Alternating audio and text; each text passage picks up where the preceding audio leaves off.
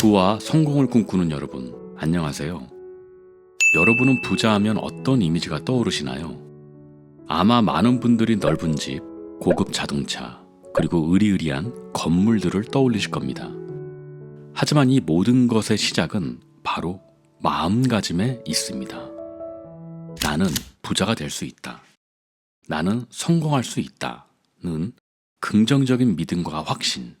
이것이 바로 부의 씨앗을 뿌리고 싹을 틔우는 가장 중요한 첫걸음입니다. 건축물, 부와 권력의 상징. 고대 이집트의 피라미드부터 중세 시대의 웅장한 성, 그리고 오늘날의 초고층 빌딩에 이르기까지 인류 역사에서 건축물은 단순한 주거 공간을 넘어 부와 권력의 상징이었습니다. 그 중에서도 강남의 수많은 건물들은 성공한 사람들의 부를 대변하는 살아있는 증거죠. 돈이 많다면야 원하는 건물을 즉시 살 수 있겠지만 현실적으로 그럴 수 없는 분들이 훨씬 많습니다. 하지만 그렇다고 꿈을 포기할 필요는 없습니다. 돈이 없어도 누구나 계획을 세우고 꾸준히 노력하면 건물주가 될 수 있습니다. 오늘은 10년이라는 시간을 두고 건물주가 되는 현실적인 방법을 여러분께 알려드리겠습니다. 10년 계획으로 건물주 되기. 미래 가치를 품은 땅 찾기. 강남 부자들이 건물주가 된 비결은 바로 선점에 있습니다. 다른 사람들이 알아보기 전에 아직 저평가된 땅을 먼저 사두는 것이죠. 어떤 땅을 사야 할까요? 첫 번째, 일자리가 풍부한 곳. 일자리가 늘어나면 자연스럽게 주거 수요가 증가하고 이는 곧 상권 활성화와 부동산 가치 상승으로 이어집니다. 두 번째, 개발 계획이 확정된 곳. 신도시 개발, 교통망 확충, 예를 들어 신설, 지하철역, 대규모 공원 조성 등 정부나 지자체의 확실한 개발 계획이 있는 지역을 찾아야 합니다. 세 번째, 땅값은 저렴하지만 가치가 상승할 곳. 개발 전이라 땅값이 상대적으로 저렴한 곳을 찾아야 합니다.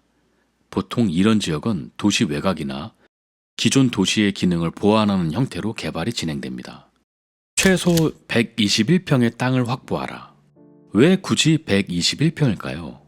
이는 법적인 건폐율, 땅에 건물을 지을 수 있는 면적 비율과 용적률, 건물 총면적 비율을 고려한 현실적인 최소 면적이기 때문입니다.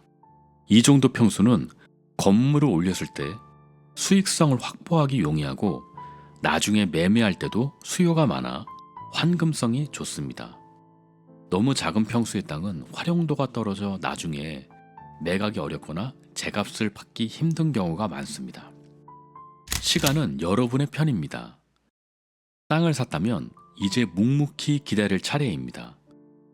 신도시 같은 대규모 개발은 짧게는 5년, 길게는 10년 가까이 소요되기도 합니다. 이 기간 동안 여러분은 두 가지를 할 수 있습니다. 첫 번째, 건축비 마련. 땅을 구입하면서 부족했던 자금을 5년에서 10년 동안 꾸준히 모으는 겁니다. 요즘 건축비는 평당 700만 원에서 900만 원 정도이니 목표하는 건물 규모에 맞춰 건축비를 계산하고 매달 저축 목표를 세워 실천하면 됩니다. 땅값 상승의 혜택. 부동산의 가치는 물가 상승률을 훨씬 뛰어넘는 경우가 많습니다. 땅을 미리 선점했다면 개발이 진행될수록 땅값은 자연스럽게 올라 여러분의 자산은 가만히 있어도 불어납니다. 개발이 본격화되면 이 상승폭은 더욱 커집니다. 때가 되면 건물을 올려라.